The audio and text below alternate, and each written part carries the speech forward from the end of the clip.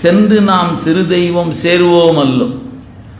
நேற்று வரைக்கும் நான் போயிருக்கலாம், இனிமேல் சிறு தெய்வத்தை போய் கும்பிட்ற வேலை எனக்கு இல்லை. அருமையான தொடர். சென்று நாம் சிறு தெய்வம் சேர்வோம் அல்லோம், சிவபெருமான் திருவடியே சேரப்பெற்று. பெருமானுக்கு ஆட்பட்டுட்டிங்கன்னா இப்போ நமக்கு நிறைய கேள்வியெலாம் இருக்கும். நம்ம இந்த இறை வழிபாட்டுக்கு வரக்கு முன்னாடி நிச்சயமாக நாம் ஏதோ ஒரு வழிபாட்டில் ரொம்ப ஆழமாக இருந்திருப்போம். நம்ம ஊரில் கூடிய மாரியம்மன், காளியம்மன், எல்லை தெய்வங்கள், குலதெய்வம், அப்படி பல வழிபாட்டில் தான் இருந்திருப்போம். இப்போ மெல்ல மெல்ல சாமிகிட்ட வந்துட்டோம். இப்போ நம்ம ஒரு சந்தேகம் வருது, அந்த சாமியை போய் கும்பிடலாமா? அவர் கேள்விக்கும் கும்பிடக்கூடாது என்பதல்ல, நீங்கள் அப்படி ஒரு கால் கும்பிடாமல் விட்டுட்டா அதனால் தெய்வ குத்தம் வந்துரும்னு பயப்பட வேண்டியதில்லை. நான் அதான் சொல்லலாம். இப்போ நம்ம குலதெய்வம் என்பது கடாவற்ற சாமின்னு வச்சுக்கோங்க. நம்ம குலதெய்வம் கடாவற்ற சாமி. இப்போ நம்ம சிவனடியார் ஆகிட்டோம்.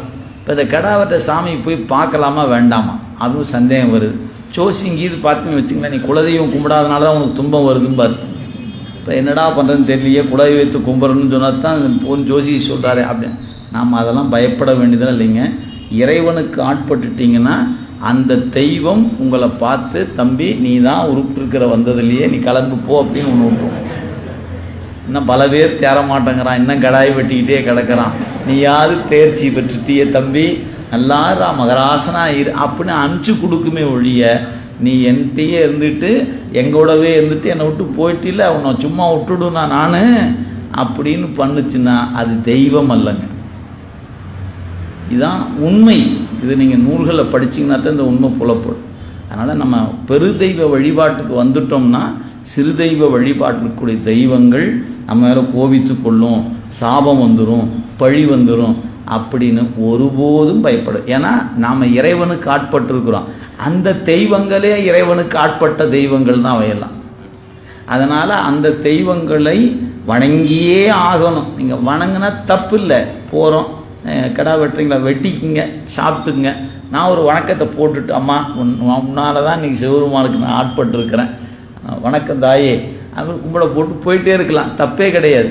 ஆனால் இப்போ நாங்கள் போய் இவர்கிட்ட கேட்குற மாதிரி எல்லாத்தையுமே அவங்கேயும் போய் அந்த தெய்வத்தையும் போய் எனக்கு எப்படியா தயவு செய்து ஒரு கருவுக்குள்ளே போகாமல் என்னை காப்பாற்றி கொடுத்துடுமான்னு சொன்னீங்கன்னா, தம்பி பெரிய ஆள்கிட்ட கேட்கறதெல்லாம் எங்கிட்ட கேட்டுட்டு இருக்கிறியே, தயவு செய்து நீ அங்கேயே கேளுப்பா, இதை ஏன் எங்கிட்ட கேட்டுட்டு இருக்கிற, நீ சிவருமான்கிட்ட போய் கேளு அப்படி நம்ம என்ன பண்ணுவது.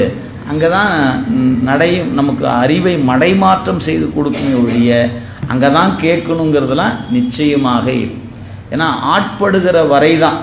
ஆட்பட்டாச்சுன்னா பெருமானுக்கு ஆட்பட்ட பிறகு இன்னொரு தெய்வத்திட்ட போய் ஒரு விண்ணப்பத்தை வைக்கணுமா அப்படின்னு கேட்டால் நிச்சயமாக இல்லை. அதை 12 திருமுறைகளும் அதை எந்த இடத்துலையும் வலியுறுத்தணும். கேட்கணும்னா ஒரு இடம் தான், அது நான் யாருக்கு ஆட்பட்டு இருக்கிறேனோ அவரிடத்துல தான் கேட்கணும். பார்க்குற சாமிகிட்டலாம் கேட்டு வைக்கிறது, எந்த சாமியாவது ஒன்று இறங்கி வராதா என்ன அப்படின்னு வேண்டுவது அல்லங்க சிவனடியார் என்பது. எனக்கு பெருமான் கொடுத்தா கொடுக்கட்டும், அவர் கொடுக்காதது எனக்கு தேவையில்லை.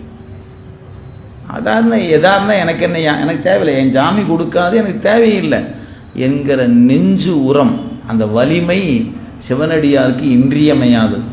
அந்த வலிமை இல்லாதவர்கள் சிவனடியாராக இருக்க முடியாது. இதுதான் அடிப்படை.